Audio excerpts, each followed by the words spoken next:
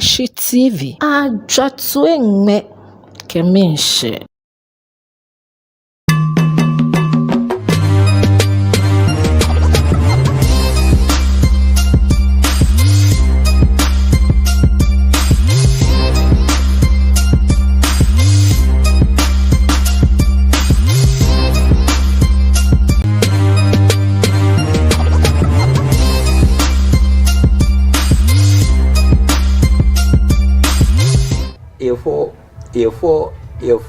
A4 between dear shit. Ni maswa na maswa, mweneswa, mwenja yafi or the vengeli, moeke, mofinally. When let our mbota, kajam feni futu, when you bruni a kajam kapota futu bina. True you, Tibudu, not a jam kapota futu me, and when I come yele. She wise quickly, warm, woman, wally. What it gets you like ya, Game Fay, more, bigly, much make a man, make a 1 year, was your thing, Mele, Charlie. Giano, when I quickly, Charlie, quickly, Sally. The other way, Charlie, make a walk or ballet. Over what Miss 1 year, you were Bingley. More for the few for. You were Charlie, into for Shauba. Go Shauba, no, the panel get said when they don't get so cry, but let's look at some PM. I saw Mr. Mill looking.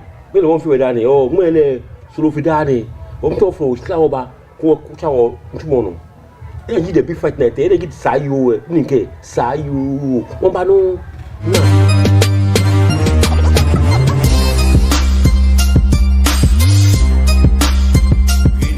Academy is all you need. With our neat, spacious, and serene learning environment, we make sure your child is as good as gold. We also engage in lots of extracurricular activities such as excursion, career day celebrations, games, and so much more. Our canteen also serves the best and nutritional meals with your kids well attended to. And we are ready to enroll your ward from nursery, kindergarten, primary to JHS 1. Admission is currently ongoing. Locate Great Aim Academy on the Atamills I Street behind Enterprise Insurance or call us on 0542 426 803. Great Aim Academy. We say passion and excellence.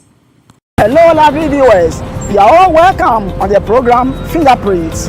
This program has been designed to help you know how to create your own business, including livestock, farming, banking, selling, and what have you. I bring to you entrepreneurs who have made it, who have the skills and ability to help you know how to create your business. This is where you have the experience to create your own business. I'm your regular host, Neo Dai Afote Kofi. Catch me live on Mashi TV every Tuesday at 3 to 4 p.m. The program will be repeated to you on Saturdays 8 to 9 p.m.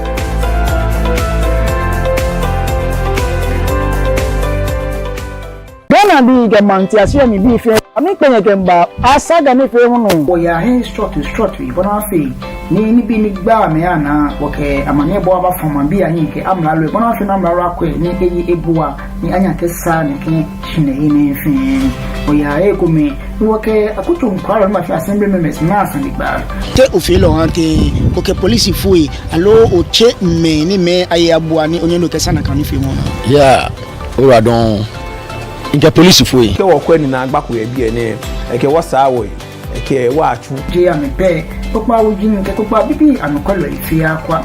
Na kan le won wo kan majanche bi le na asaniba. Na gba wo ye titriji gogota ni. Hey ni ekole ni jo ami echichimiye. Alo mi jo beje meni saga ko na chunwe ni. Hey ni ekole ama chunye ni esa. Alo mbi ko meni afe egbe ko manu lehin. Ele me lefen o kapa ni gbene. O asaga ni fi mu ato ipeja mi ojuba lenke. E ba nya bona fi ni o fe be. Ke ha ne ke ni fi mu ni asaga ni fi mu ba no da gbe ipa no ki ase me ki ne hu. Le mi ye o Mashi TV no. Mbe ini odai Afote Kofi. Meji mo ni yo asaga ni fi mu ne o chan.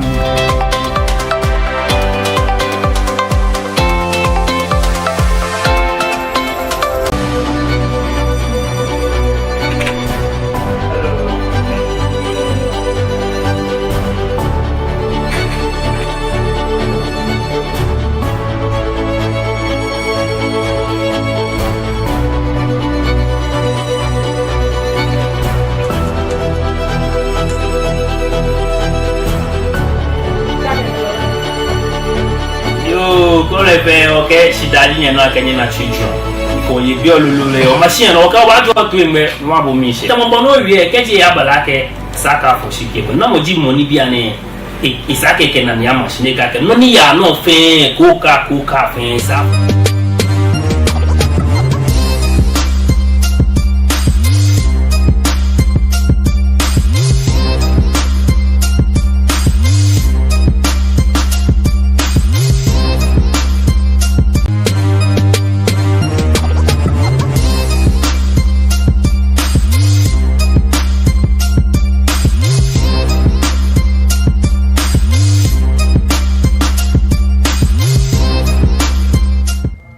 already few for ben Kenya some would can general one your school international continental global universal worldwide wa yafi bengeli what she sure no the money to for that faza abaka e shiami poncho power e shiami wa poncho tayi den e for benya tatele ina bode pelo ke make yin na bode tatele pelo the before that yo poncho e second time ba sure ne she e ba say e ba bie me one na gbene o chakiri bia mi but to na bie ten bie beautiful e fine word okay me beautiful me no ba oye akwadu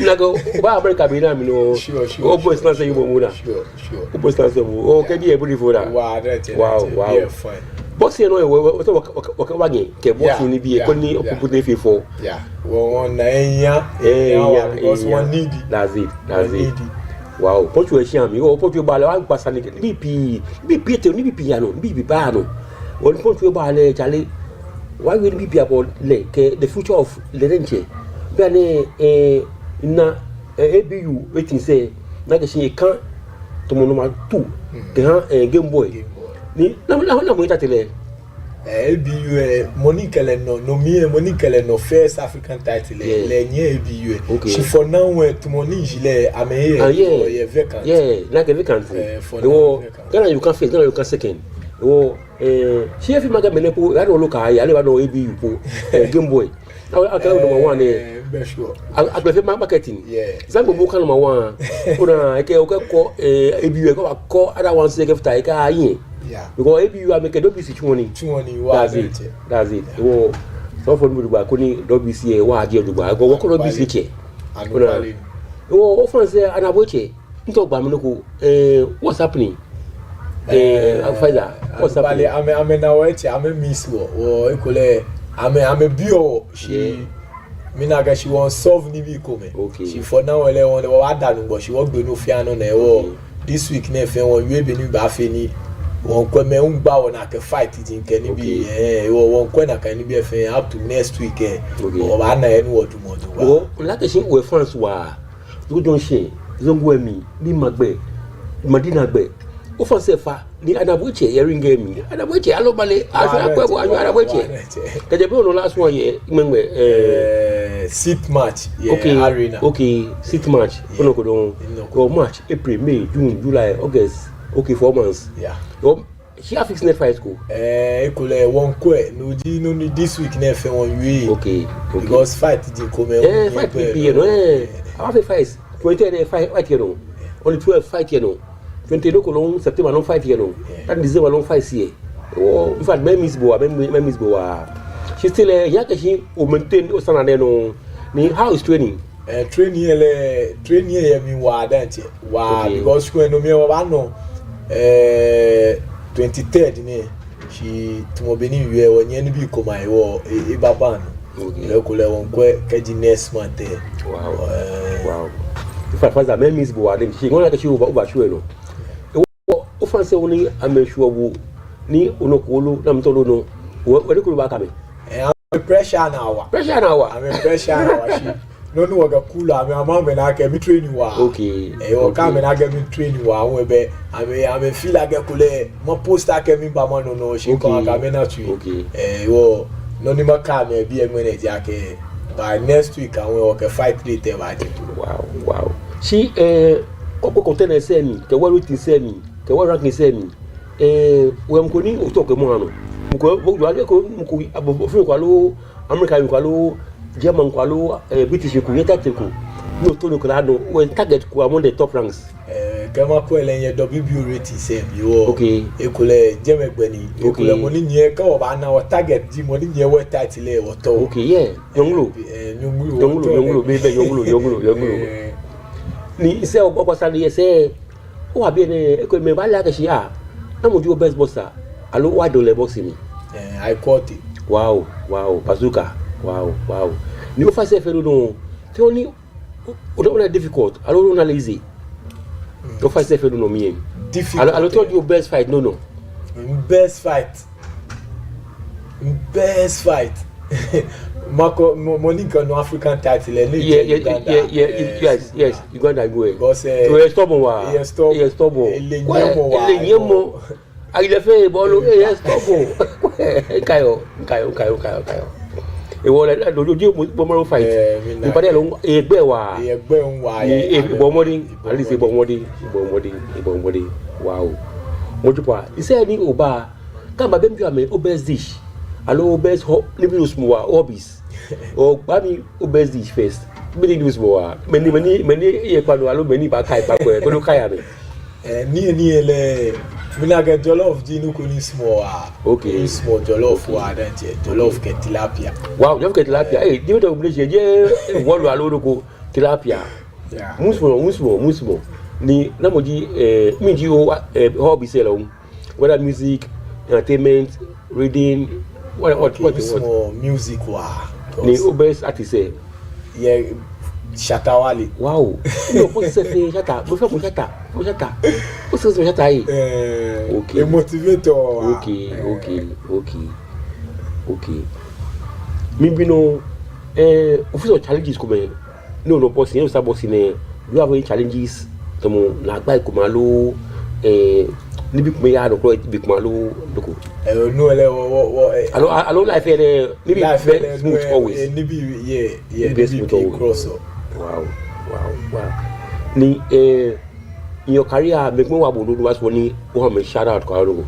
Wa mo le me pie wa me especially from Inzongo bi gan form ye keje gan Zongo Shukura Nima Mamobi especially Mamobi e bra ko je wa buiru kema no fe ke ubi e fe ba. Okay. Iwo ke kaswa bi all the Zongos mina ke minda me shiwa ke ame support ka me no fiano. Wow. E fo ke o ke se many fools fasa e sham dan ni ade sumba. Shi mi to lu what is shi e no share ke wa ba mi fi ke news fi ko no yo. O fasa boy me fi wa bosa lolu. Shi mi to lu ko news no yo. Be la ke shi ngene afun me sise ni ejemi me ejemi last week plane crash I obuasi I know I fight galamsi. I'm saying egba ona yi fasa wole ko ke mo galamsi ne yi. Galamsi ne wo me so agbo. Egba ona ni ekole ke dinu wo me ba agbo e akwabi na wa fi.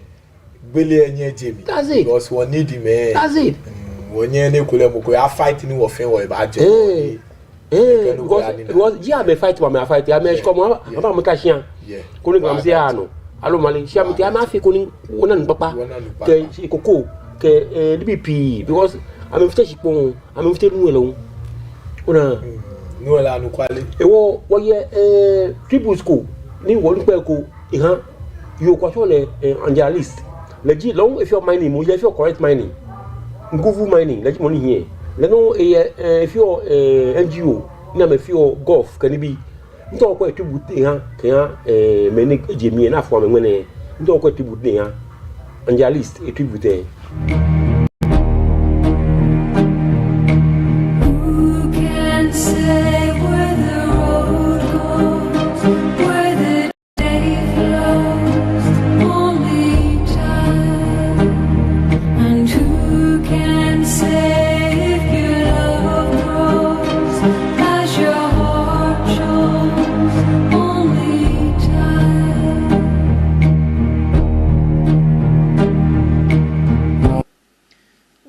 Devastated by the news of the tragic death of 8 of our national heroes.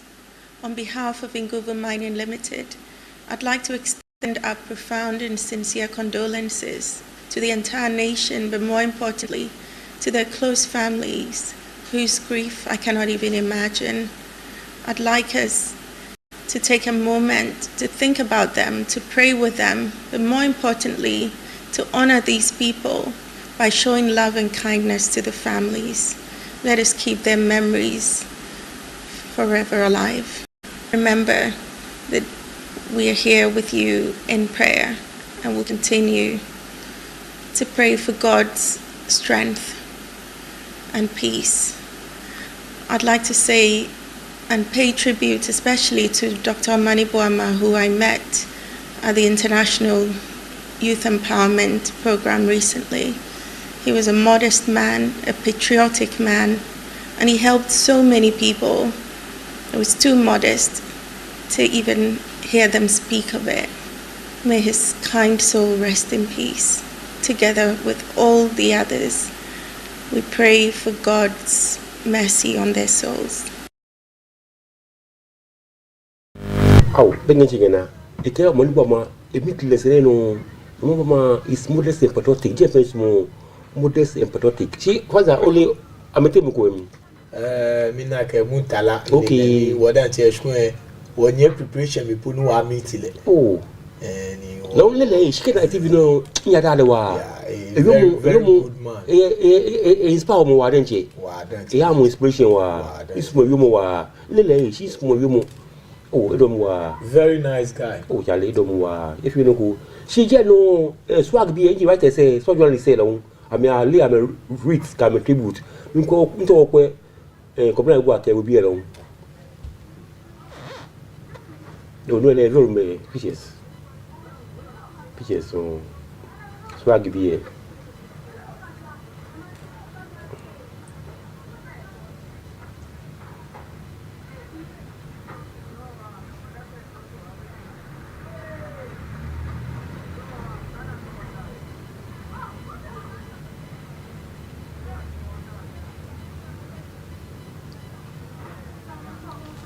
Wow.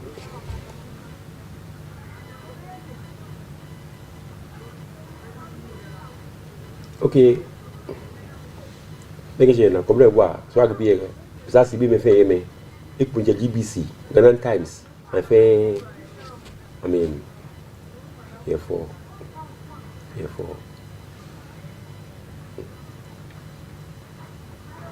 me pile risk tribute me pi in warenche to ke sumo to sumo we ko wa no bebe yeah for okay yeah no mene afi boxing signing go buku mbosari na ni go motako edikoman eba isene square fe ko adan shi ba no o ke ba fi next one only 12 yeah na o mene isen boxers ko be ni afi mi lo show off ko between babali ke disin amano me fe aya menzene ayi disin ayi babali lo mbia de me ngo ba no ko only 12 September amano 12 September bengena face off ni assign new boxer awurade bisa lawsin me na assign le ike sport boy ku Benjamin Ankra me ne come assign me so come na company egbe di sports entertainment management o bengena small boy na be na assign awurade agado ko be se HGB me na be na assign o mu na we na fe forward nche come e boy mode zana wale e boy mode na small boy na assign le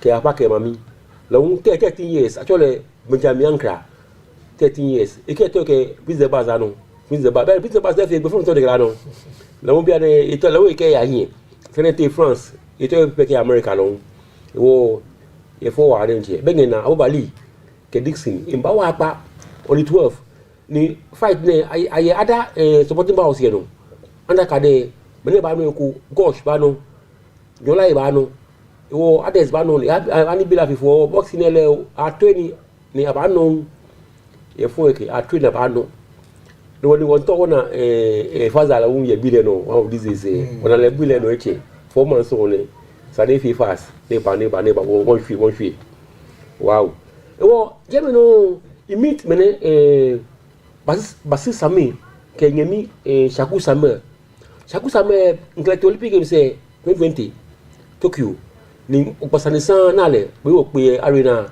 in fact if interview ko she yo ni intra mama ne interview ni de question oh emos na baba ji interview ami if I get gama mi if I get ai wala gama mi o question gama mi ai wala e buko ngbe oh ya le do mo arrange she fe no ku bengi ngena wo next week allo Tuesday or Wednesday, Monday or Wednesday, I'm at full interview. I'm going to get some Shaku Same, Cafe Bassani.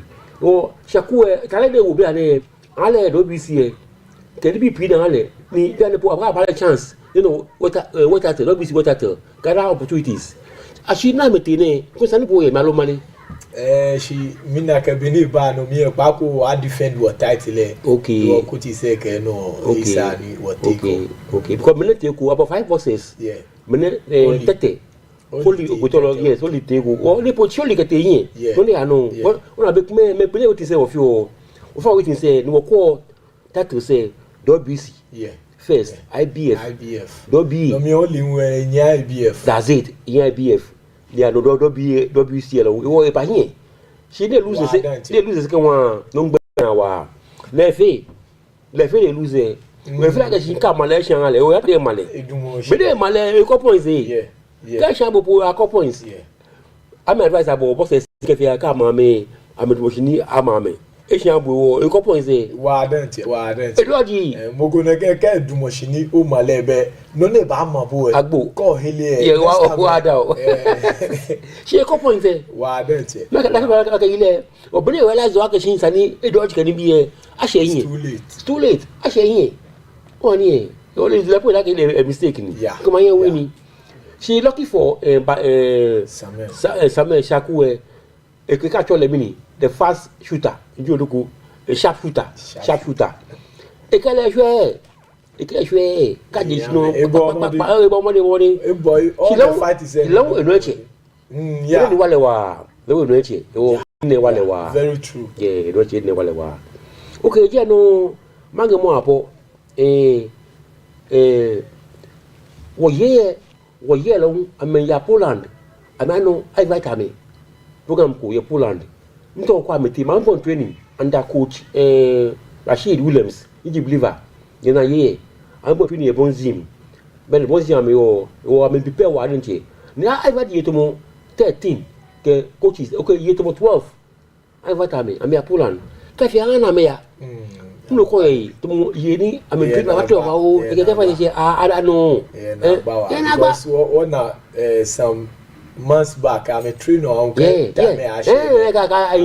iwo ye na gba iwo ngo na ni wo wa ko afita me mo ke visa connection si je bo se ya me ko afina ke yi mo ko entumo bo ta se o ke visa o le am entumo o fta me o ke visa connection wa kana me ya o ha na me agbe na cha me ko afita mbaya ola afita la mbaya me ne mbia me o tu bangola ke ambaya o tu bangola ife no ko ye o ma hie no o ye ambaya Poland ambaya September ambaya okay we know you say no here aba fe no kolon Sarah utu sasari make the oile Sarah matchmaker aba fe exhibition ku ye legon school learning September 9 maybe August 19th ni ju phone ba ni ya fe na lele of school no e bo mode wa denche say a lot to ya fe boxing exhibition actually road ni no actually sani ya le gon museums hall allo museums faculty museums and archives that's it al faculty je ba fe actually sani wo e ke mfa mo no ye boxing no ko e ko ni faza e ko ni short story ko no ni historic so say for ukebaje na exhibit abo wow okay you for the ani start people well it's very good if you go too late e ko ni ka azuma nursing e gloves dey work no against Sanchez e kana tabayana na ba exhibit e ba yiwa ni bp je ni bp ka infographic oni e ko me pena ko dan ni sanoku emi ni yan wa aba fu na page na gba protection for exhibition e The boxes you can pass by. Yeah. Boxes can even pass by. Couldn't be me abananye. Na interview. Yeah. Because any afini here we are fine. That's it. Nikasemo. Ewo Charlie. Si njo te ngi me anote transport gym. Te bi anote. Ya no duba wo gymele okuti se wo ada meshi because am bo modi wa always say am ke fight be we be na train on na no train no. Idi go me wa ade so fori. Ko se ne pa hwe no. Last week inye ba me no we ke ya wedding. You are like ke ya wedding. Ba mo sa de ya wedding. Yo ke next week me ba mo.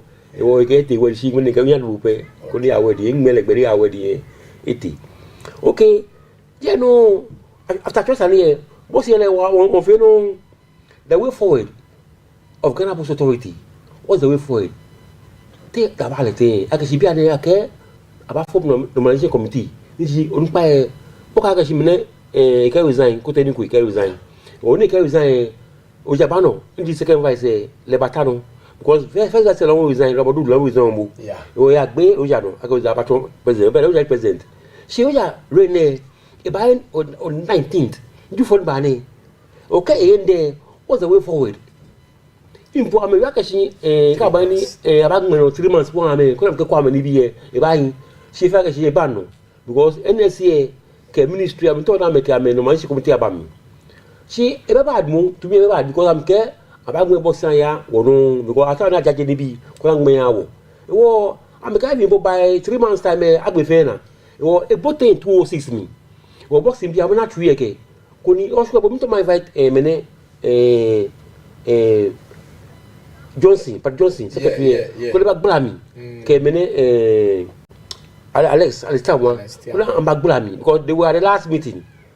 We talk last meeting at the last meeting at the DPT no. We talk about the meeting alone. It seems the issue of development plan, strategic plan, I mean, I can hear some issues if you are managing a boxer. Where do you want the boxer to go? So if you don't have plan, strategic plan, how are you going to go? So it is not about just putting your money, but you want to, one way or the other, project this athlete, this boxer, towards all the plan. I just want to tell all of us that it is not about only amateur boxing, but professional boxing. Actually, there's also the strategic plan.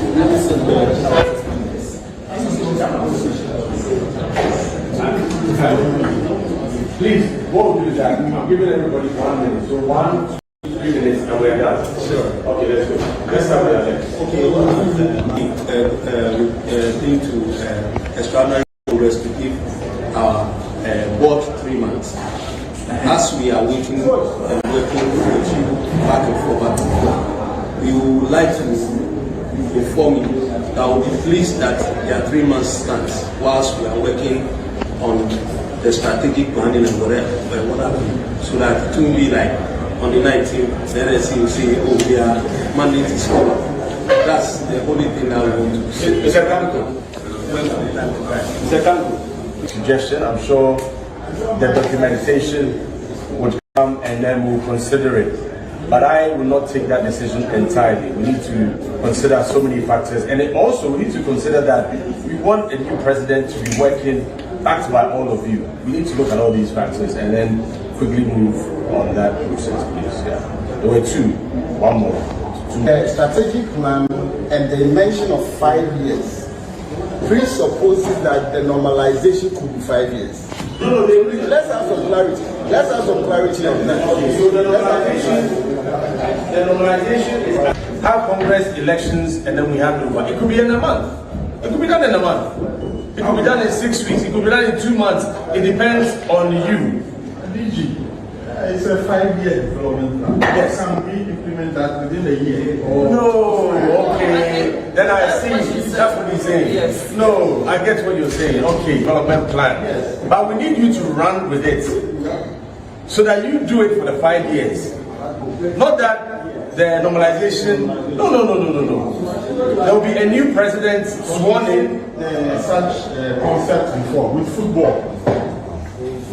Ben Kofi brought a similar exercise. Right. With the GFA. A much longer time than 5 years. Right. So this is for the NSA and GBA and partners and stakeholders to run with. But we need your president and your executive, your vice, everybody buying into it. Then it's legal. You have endorsed it. We move. But we need your input in there as well. We're bringing experts from different areas to shore up. So it is not going to be 5 years normalization. No. The process can take a month or 6 weeks. Whilst we have some people from the board, other boxing stakeholders, and then the strategy people or the people that are bringing the strategy, we come together to form a committee so that we can work and then fine-tune the 5-year development plan, presenting to the board. Then we prepare the grounds for elections, whoever wins, and then we present it to them, then we can work with it. And I think that should be that's what we're going to do. I think it's about the legalities. Yes, and I'm glad Lawyer Lai is here. Our official is about you setting aside the board. I don't think that's that was what we thought. There's no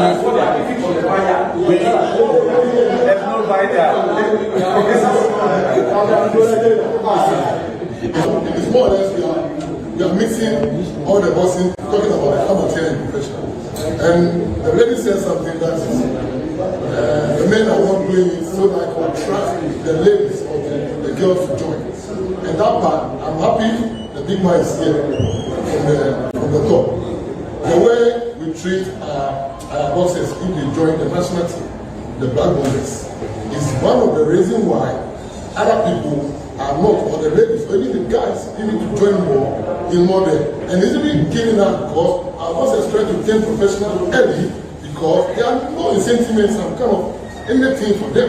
When you join the national team, maybe a month, a week to get something elsewhere. When you join the national, at the moment you qualify to be the part of the team, at least a week or a month, you will get something in your pocket. But they will walk from whatever they are coming from, come to training, nothing. They don't walk in again. Sometimes motorcycles, bicycles, knock them down. So, coach, this is a problem that the structure will address. Right. I'm saying it, so, for example, quick one.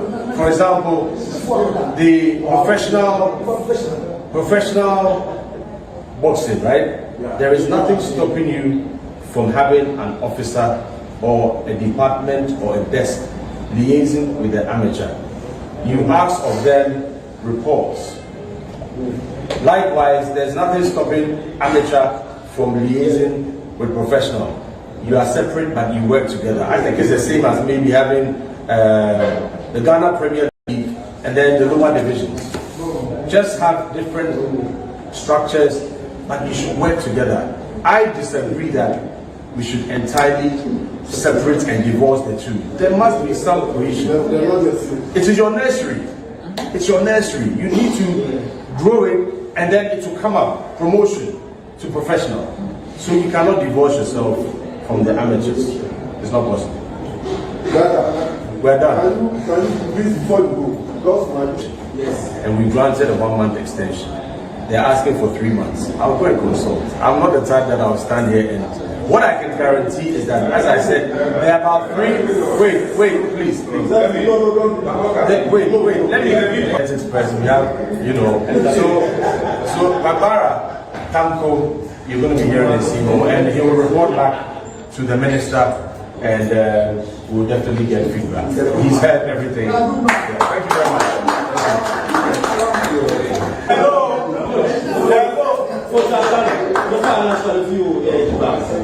Every fellow will give you all admiration. Thank you that we have had a fruitful discussion about we ask. Wow. Bengache na. Don't you last week a stadium NSCB officer and Munga Biashi NSCB GBA na agba Sunday agun biashi ni be simple anu nshi if people anu whether amateur ke professional no ba kwada mo NSB some like a professional I'm about MPA around machine men bafi professional kuna me kwa macho bi aje Magic Mano tomo Russia Cuba Ukraine akwa macho bi wa oh people post say I mean no amateur wa kaya higher level impo oh I mean mokobepo no professional amateur so oh ba ya Olympic to mo chete e ba Olympic to mo chete years e po Olympic e ka say tennis for years tennis for years because man akwa amateur dugba oh ke komite on to ni kwa amateur dugba ni box say am captain professional mla gbe kan wo wa advice chi sada mi kwa ke shi apana new president de shika sani wo president de shika chale je post ke shika sani o fa bible mo kwa bo mtie na tinze probie no wati sina te pata yu amateur ke du na ke bi ni na ke shi NSC chama ya frangra la mo ke idea za ba ke shi abobo de ko ni ablen amateur bi dan de bote poemi si fait shikasani no bi sani ko mbi aka mini fait shikasani o ko yen shika o run boxer o mi jojo mo jengbe mi na ga shi sani tumobe no yuele amekwani ka amekwe amateur bi ojogba that's it ewo true amateur no ni make ba professional ewo ka mo jejemeni akwelo ojogba ni ke ba bi e ba continue that's it e bobo si je mo ko ni okwele ya amateur o ama no okwele wo no professional yi no ni ko mete ko ame no am top professional liye ko na manager ko alo businessman ko ni wale wo afia mo to bodo gba e wa kra get you mo pi ko ni professional bi a sham na mfe professional o professional business ni shika ko mete ba ke shika ba shi no ka shi ko mete ke ba 5-year plan 5-year development plan ni ke wa ke shika ba mi wo no to na je un ten ni ele won need it mo won need shika that's it Keshka ba mi eno ba ni tumu efe easy yeah iwo shkale woni di sponsors wo je shka po asa sponsors company say ni kenya wa mi okay je no me mi bia ka shi league na twa na gbe na ko te ni ko league massive na twa na ta ba le tin ni no ka sha ke an ba meet mass promotion bi e o gibi e ba meet mass promotion bi e ko next week or next 2 weeks me ko na ko the way forward. If I get you to 3 or 2 weeks, 2 fights, we back with 3 fights. Kuna gbena, ko mo ba wule ni ka akpan le na ka anle. Ko be na yanji me you win ka se go. First league. Ko nga we mo so ni na mafia yin. Ko de mafia yin. Na ga su afu ye. If you go, e to mo fa mo na ko, o na ismo ni ya ko be. Na na ke jomo. Ismo ni ya ko be. Onani ke be nyenyengo so ye fo ege okay je be na wona libi ni ano ye GBA ke NSA wo ba miss 19 shetan o bo 19 say aba ha no musician aba mi aba lo me ke ba na ba ko box bi ano aba 3 or 4 months na ba fi aba chi ame na fi le she wo won ko le she meni asande meni Ivan Buskuju e ke standulu et que Ramondodu amesan obele me tout le peine ba ja mi epo avo tubo ko la ko na we forward mo e ka aro wo ni nte be na aya yin ba ma ni be na aya yin be develop aro yinake ti je ni e ba me adana nu ko ba every day new things happening wo be na aya yin no be akwe be fo ba no be akoplan se no be develop e ka reform se lan wo mi ke community se ba kan wo mi wow okay. Nous c'est fana nous ni aba fait weightlifting competition ye arena que je 17th ogbani ba ni 17th ogbani ba ni no African weightlifting nto kwa me poster African weightlifting e bano African weightlifting championship youth ke cadet youth ke juniors e wo last week ni ke on interview am secretary e wo gna fa no ni nye dabi lebine nunu mensa former josi president ya kamidi bi komen nunu mensa former josi president yourself also former president of the Ghana weightlifting lebine ya kamidi bi komen nto ko libine ya kamedi ke libine ntero jeme. He wants to motivate and encourage our athletes ahead of the competition. With a round of applause, let's welcome your athletes are almost almost ready for the championship come Sunday. You promised to visit us today, so your athletes are listening to you. Thank you very much. But before the coach, most of them are very new to me, so they have to, once you're introduced, let's give away. They give me the weight category as well. So you need to introduce all of them. I will do the introduction. Yaira is competing in 58 category. Let's give away. And Adjuan is competing in super heavyweight, which is 77 plus category, youth.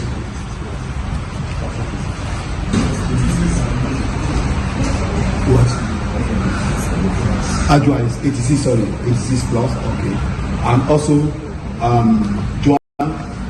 Joanna is competing also in 86 category. And Raina also competing in 53 category.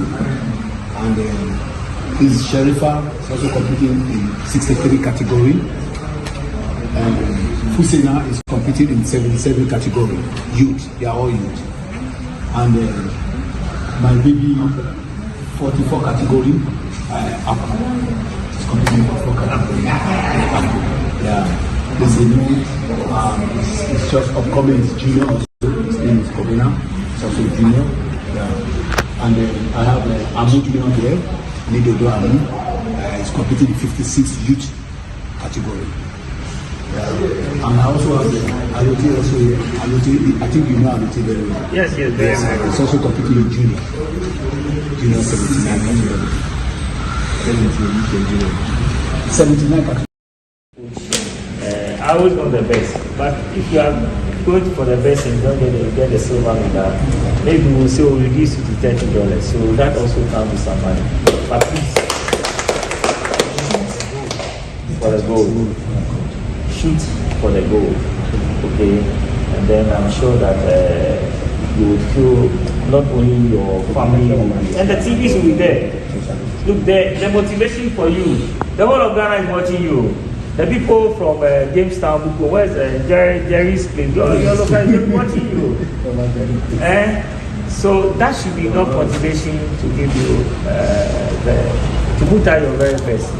I have with me here a very, very important man in this country. Okay, this man is also a sports person, but within the National Democratic Party, he was the national vice chairman. But he used to be the vice chairman of the Olympics. So I'm sure he's also dealt with sports people like you. So, and he's one of the elders we have in this country. So maybe you will pick a few words of advice from him. So this is Honorable Daniel Anna.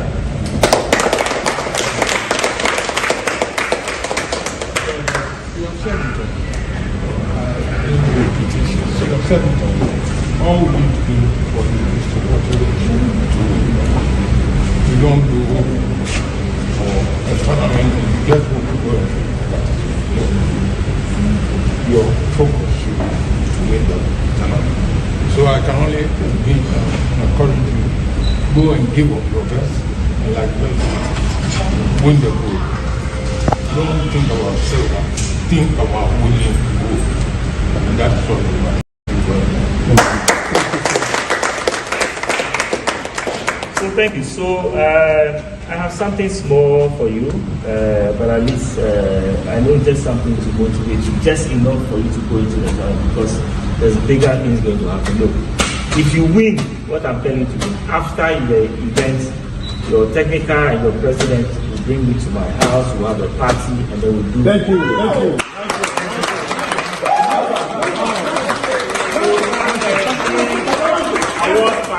My home. Okay. So let's show Africa what Ghana is made of. Thank you. Thank you. Thank you. Thank you.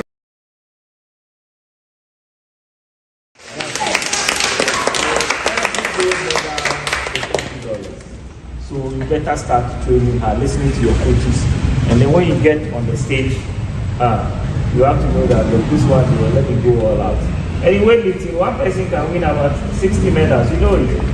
You alone, at least in one weight category, you can win 3 medals. You are winning clean and jerk, you are winning start, you are winning total. That is 3 gold medals. That's $150. If you convert it at 2 forces rate, it's a lot of money, you see, for you. So that is a challenge I'm throwing to all of you. I want the gold medals to flow. Okay? It is only when you do this, then you are likely to get somebody who will qualify for the Olympics. The African competitions are very, very important. Very, very, very important. And I believe that Ghana weightlifting should always be at the Olympics because we told you. We started from very, very low. I'm sure Coach Dodu will tell you. We were nowhere in Africa, but fortunately for us, through hard work and a lot of dedication, and you have a very, very, very experienced coach. This man has seen it all. This man, there's nothing in world weightlifting that he doesn't know. There's nothing that he can't teach you to bring you to the same level as any other Olympian. So listen to your coaches, and I'm sure if you listen to their advices and if you take their instructions, I don't see why you cannot be at the next Olympics. Okay? When the rest of Africa comes, it's a different ball game altogether. It's a different ball game altogether. And that's why your resilience must count. You are in Ghana. They are coming to meet you on your soil. Okay? You pray to your God and you pray to the gods of Accra. Okay? You are happy to be the royal in Accra land. So when I go this evening and before the competition starts, we're also going to pray for the gods of Galant. And they will all be behind you. I've seen that there's an invitation that has been sent to Niga to come to the opening ceremony. We'll see where we come. We're in the very first the Omowo season starts today. Tomorrow is when Niga is painting the paper, and then Sunday also there's an activity at the school house. I will see if we can pull Niga to come. What it means that if Niga comes, all the spirits, all the gods of Galan are there. If Niga doesn't come, I'm really represented. And trust me, this is our 14th category. That's great. Teresa, good. Teresa, how old are you? 16. Yeah. Coach, I'm impressed. These are, then the 95 plus, who's the 90? What week are you doing? Okay, so we can win a lot of medals in this particular competition, and I know that you guys have the ability to do it. And I haven't been here in a long while. I haven't been here since after the renovation, and I can see that you are really putting the game to good use. And I want to thank the President, Honorable Jerry, and the current executive for the wonderful work they are doing, and at least making sure that weightlifting is still Ghana's #1 sport in Africa. Yes. And I'm happy to see Aku. So Aku, what clean and jerk, what would I do? And then snatch. That's good. That's good. How old are you? Wow. Wow. Yeah, coach. And this is where we should be looking at 9 to 13 years old. Exactly. And then by the time you are 18, you are world champion. Weightlifting has always, in the last 3 Olympics, we have been there. I'm just waiting to see if we also have to be at Las Vegas. And I think that responsibility falls on all of you, especially the experienced one. Jeremiah. And then Winifred, you're still here. Yes. You need to motivate the new ones, the young ones. You will have to be at the Olympics. It's been our tradition. We've been at the last 3 Olympics. We've been there. So I don't see why we cannot be at the Olympics. As for the Commonwealth Games, it's easy. Okay, I know most of you be in Glasgow for the Commonwealth Games. That for me is not my target. My target for Ghana weightlifting is the Olympics. And you have a very experienced coach and his assistant. These are 2 technical people who have seen it all. So I see no reason why you should not, at least you should have 1 person at the Olympics. So what it means that for you to be at the Olympics, you need to do well in Africa. You know, for Africa, they give slots. Maybe they'll say 5 for the whole of Africa, apart from Egypt and a few North African countries. There'll be about 5 slots for us. And you're going to be picked based on your performance in the other African competitions. So So what it means that we have to go for competitions and we have to do well. And I know inshallah we'll have a rep at the Olympics. From tomorrow or from Monday, you are hosting the rest of Africa here. This one is host and win. You don't host and then you allow the foreigners to come and take all the medals. I know there are few African countries who on any day, because they've done the sports for a long time and because they have a lot of support and they have all the technical men and they have all the equipment, they stand to be a bit ahead of us. Talk about Morocco, Egypt, and then Algeria. But that notwithstanding, they are human like you. And you know in weightlifting, anything that happens. Exactly. You drop all your weight. Exactly. Whether to do the Agbala of Ghana or whatever it is. Exactly. Things can happen. Exactly. Okay. So I don't see why we should not be winning gold medals. Even if the North Americans are here, we still can win our gold medals. Like you all know, things can happen in weightlifting.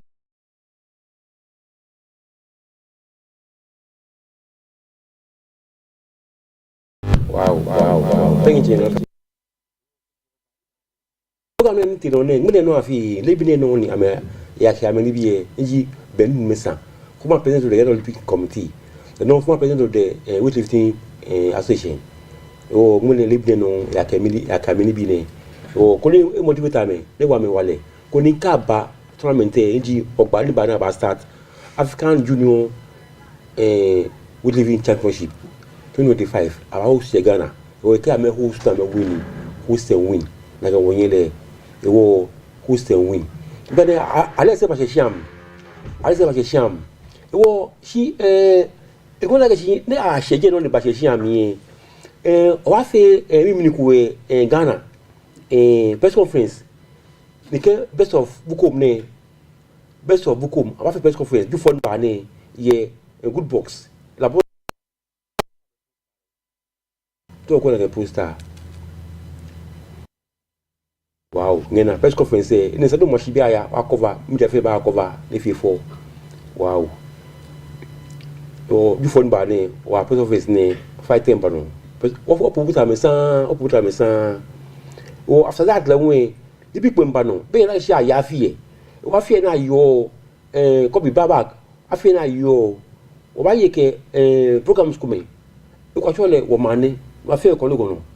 O ku bi chele wo chole wo mba. Wa fo ega.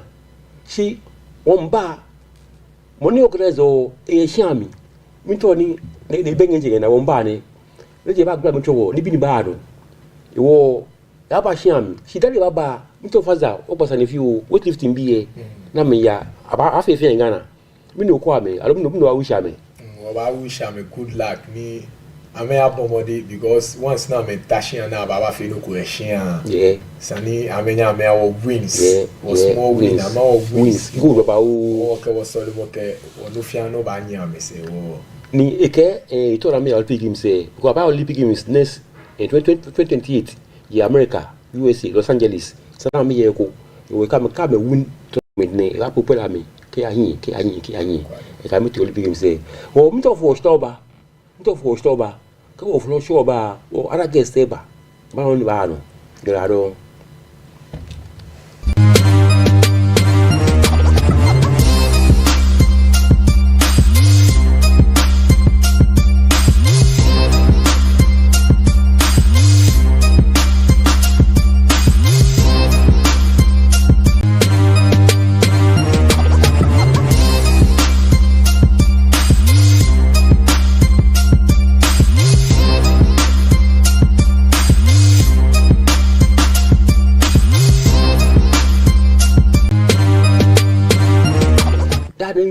Bintama ya bene ngo betama ya bene ngo betama ya tema ya shiba ko mo ni e so fun ni Alex Sham Alex Ntianwa ye Sham Alex welcome thank you ashi Alex wo jiro ko bi ani last na ti NSA eni ye ga meet NSA bi di BPT no abi abota ma cho bi ken bi shi committee la ka shi ke wa ma cho bi am ba ten prom la ameli ko wa mo to bi e wa tem prom la ko ya to business ma ko le kwa le na shikani to na le fi o wa po sese o ko mete wa me Bako awa use example we na aka awa ya ma chobie ata ontumo wodi ta wopene wales bawo ronti no say ni ti amit NSB ke the way forward wa ka bia ne bia she roja me am 19 anti teju for no she wo abachi atonju ka ba fa meten ni ate lo me she mbado mpeje memo sibote ko bawo ronti no some review Fio yake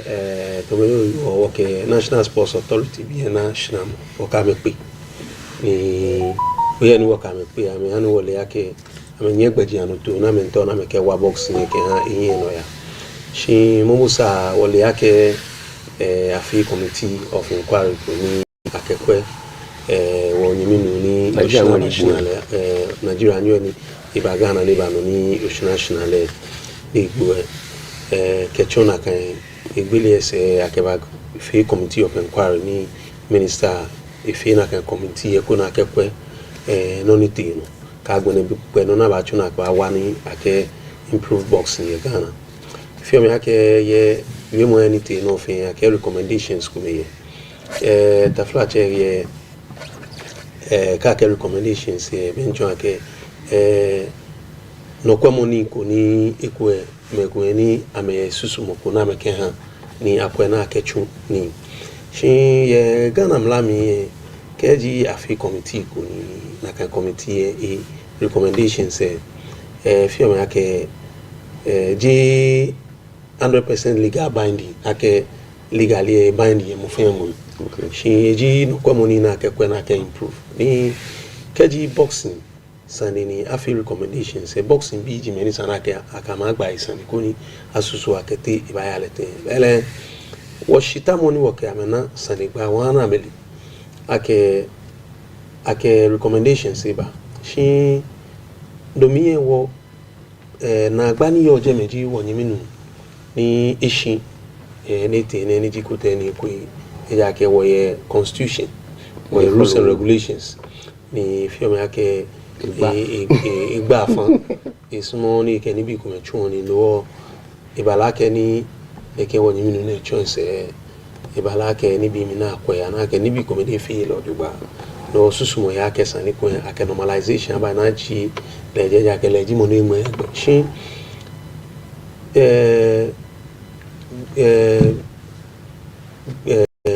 before na ba fi they can normalize they can committee ne ke ani oblanu egboku eni bi ne fi on is what make me ole ake constitution no meaning cash per se nkete court ake if ni bi ko ne ke constitution pa agbe no court akwe ni ajaje ni bi e ku e ba wi ake obe constitution e ku constitution we ke chuni secretary general jimoni rono day to day affairs e ba take na kan lu chumoni den che ba bo fi mo no ani bi e ba fi basa shi court jajeni bi akelele we constitution is na akechuni agbene secretary general jimoni run day to day affairs ibe igbeni iba fi no injunt la ke ni run day to day affairs agbene board ni set enwe no ni bi committee no bi ni ti le ni board members e ko menye wi elo me fi beni sani ikewo no oje ja keke avota me alo afonji ke han le president first vice second vice ke medwe na ba fon shikin ka gbina ayemeni board e fon ni ke choya agbena ayenyo ko ninu akopt on ke fita shi ifile fini ke pa son fata do bala ke le meni le ke fata e ameye afa e wo ke ba ka ba fi susumuku ye boxing ye as a board e na meni support le o mena afon shikina ke jiame ake wo ameke bataje menye loko Afrika wi no ke wi ya ke kam wi pu me ni le ke ba fata he me ne ne o te me ko me ona ala ke jale ni won fana ni ti court mo drum na high court ha judgment ye ibala ke ni akwe leke minister committee ni form na akwe asusu ake ko ake normalization ba ba ja ke le ni yo jeme ifi ni bi ni sani ifi ni kele je olululu ipule ni bi ko ja ke mo fe me ni ti na me ayi chon ake ni bi ko me ni ifi ni sa na kele wi fe e ya no ifi no afia ke sana chile shikeji mo di enche enu shi ake e resign eji kejejeme ni wo na gba ni oyo na gba ete that's it me wo ye wo constitution keji president be first vice ni yo first vice enu mi ele bibi ni ya no ni sa ni sumo wo e resign ni wo ke first vice be second vice di money take over wo ke ba shimene wo first vice wo second vice elegi acting president ni court mla ni court judgment ni yana ke shi GBA ke kote court ke a recompose board alo ajaji board ni ikemla apangbe mbege fi no lele amefi na kan ni efi ni ikemla apangbe bi ane no mini you're abnormal na ba normalize okay so na me abnormal no ko be abnormal boxing na ba normalize bi ane keji National Sports Authority ye be di ano to ko ni ito efi ni ke one boxing improve esane chi ben ke boxing bi ke boxing board ni yo ni ame ko ni she don't say am to have 581 plan na ke kaba boxing ni no dey o mi ji akeshin if you make be ni wo board ni wo yo ni I'm a B. I'm a mandate. Now I'm a 22nd. I vote 21st of July. Yeah. 2021. 4 years ago. For 4 years, Sani 22nd. Sani I'm a B. She was the extraordinary Congress. Yeah. The Congress did the highest decision-making body of the Ghana Boxing Authority. Ni wa she I'm a con no ake wa ha me nyojiete. Na me kajaje ni bi ni keji ushiki konkulu aba funi me ko ba do mo she na kefi chabe ni wo you on wo Congress accept ye jeme dia ke Congress ni field decision DNS ni field decision hawo Ghana Boxing Authority a private sports association JLI ni establish Ghana Boxing Authority be ko ne hu LI ni establish she attack him line mene angme gba ke meni ye boxing isumalo meni your sports ko credit ko isumu ambaya me fe ko mi na me ncha me fe am association she sani ni bi afi to mo international standard ke na kan ni bi fe na kan jibe ni Ghana Boxing Authority yo o ngbe ni nke bo you on Ghana Boxing Authority NSC ye irregulations in the way yo le register as sports associations if you sure ke sani ofu gbediano to ko make na dey register o many yo bia ne amenfe gbediano to pepepe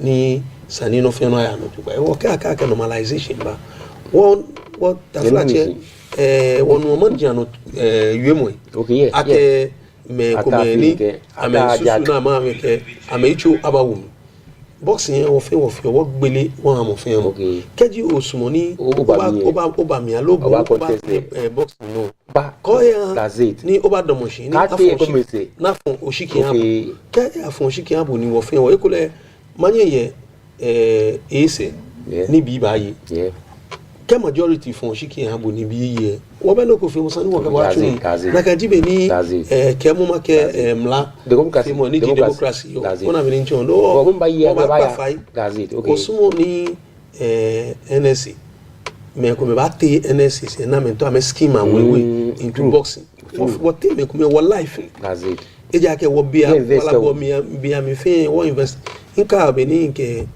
wo past president ko teni ko ke one of the board members Gideon dancing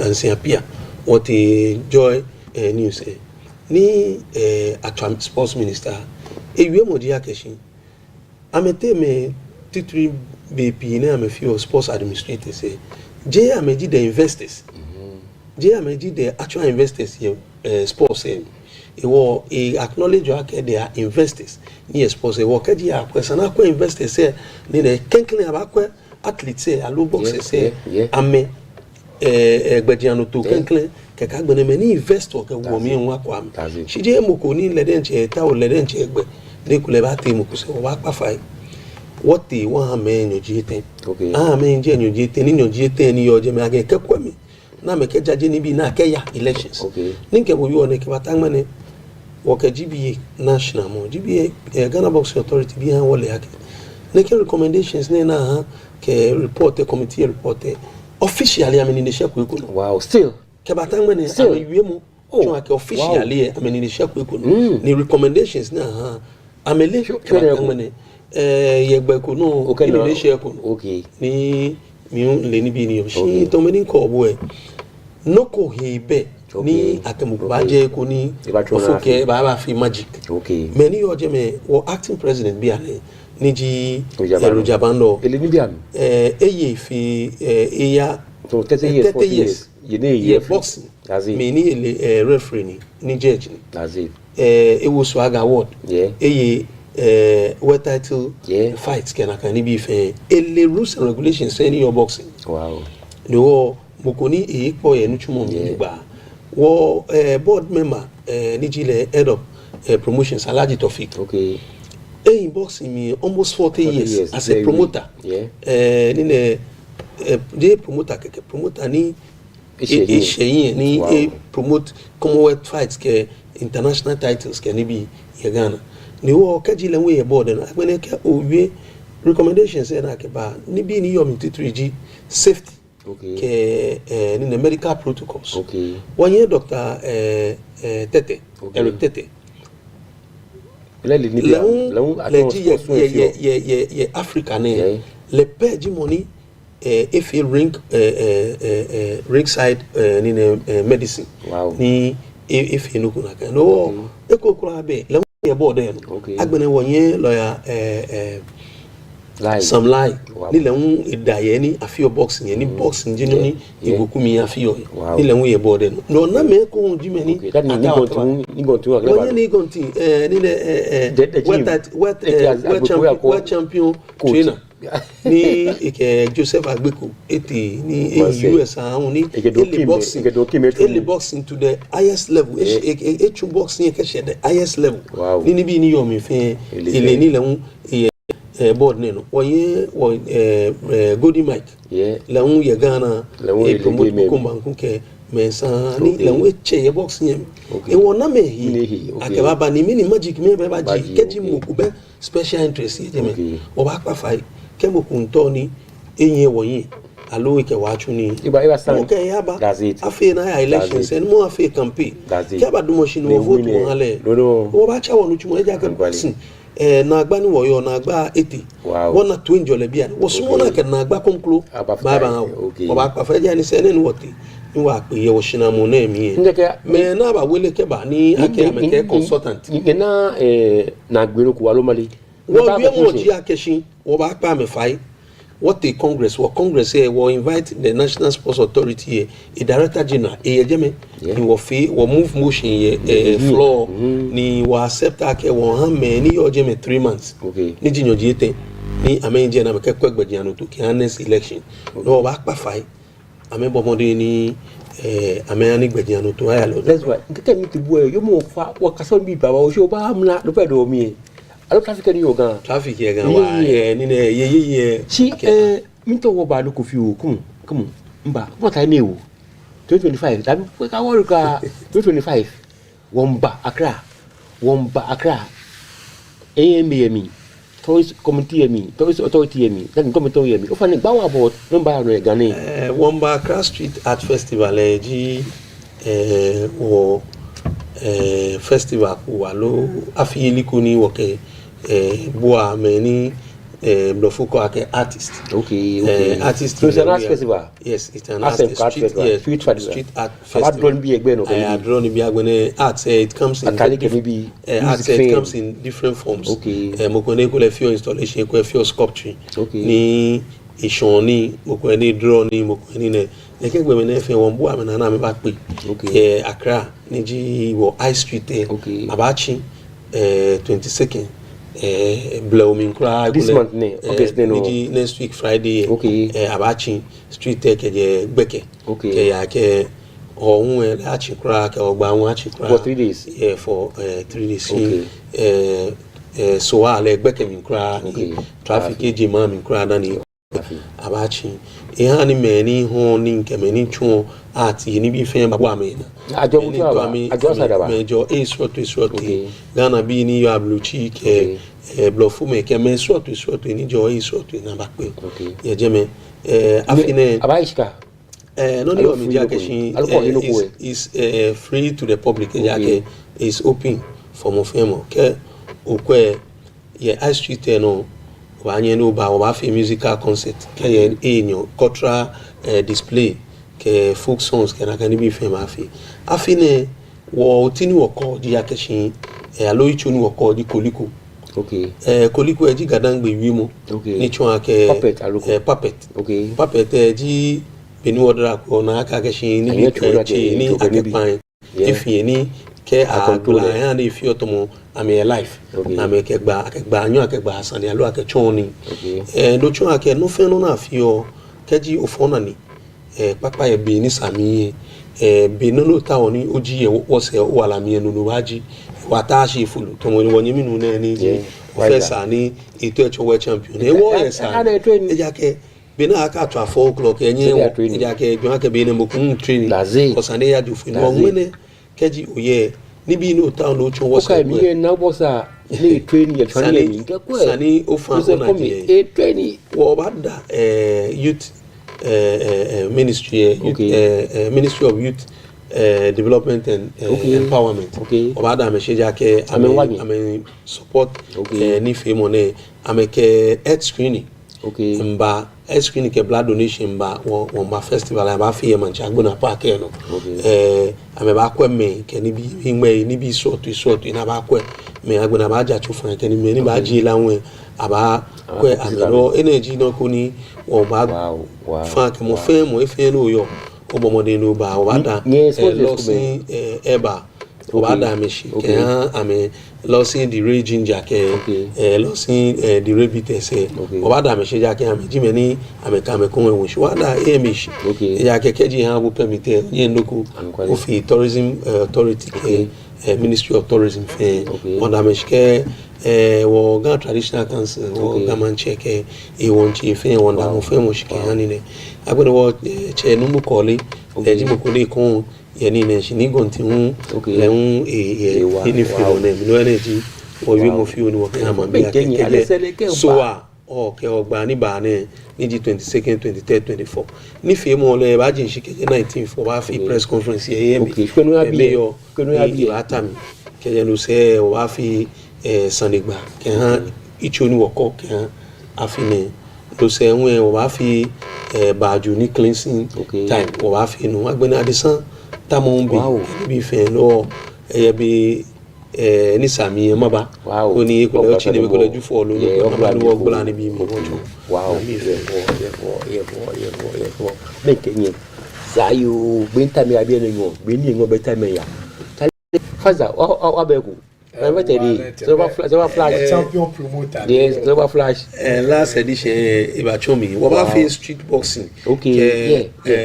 Urban Sports Festival as part of the festival here, Gamada, Jamestown, basketball court. Wafi 3-on-3 basketball by dunk be a Jimmy Chuna can reach my Wafi sports. About game can be a nibi short to short, you know about a war. Mo fe mo abani e akwe ko e be this year o mo wole butubutu we o ka gbe na this weekend ne je chalo ke anesu gife chale se ka che gbe ba am na fi ko di bi pie ba gbe fi am na ke to me ni ngene wo fi activation fi o ke an wo ma festival e no wo ke yen ona ga ajian yele ile a ti oba aso wo won wo ke lala yen wo ke lala yen mi ni on ja flyers ke ni mi ke ani wo ke fi awareness wo ke eji festival ni me le omoni abashi so na we ni amena igbeni amewa last year wonji o ha me flyers ko na menu amena no ni ya tali amoko womba pomu eku oko epichi eku ko ke kai me benjing na ye for August 19th to 24th High Street benjing na at Amus High Street wonche wo hia Jamestown fe yefo o bengele mu be mi ngo beta me ya beta me ya be ngo chali ngo na gashin alese ba ngo na gashin fa zeba hine suke fidni be wona suke aleza ba ko po sie wo joko ni bi se ta fi me piru nshi wo sa wo nshi du ba ka wo nshi amewon do not sleep amewon mo lo si be bukom ta fi boxing Jamestown me fi boxing akashi ya menja me wa do to me no che wo agbeli am fe ke gana ni jibo fe no yo no so ni ko ya wo what time me ti what time wo put the time me o fa za ra do ko ba tu e lo let's go ahead to pursue no post office kale e for wo bingali the big fight night thank God this Friday that's one take be mi ya lo la fi ye ma mi mo wo ko gba ye won yo lo kale wa don ko ko ti wo kale we o le let's go ahead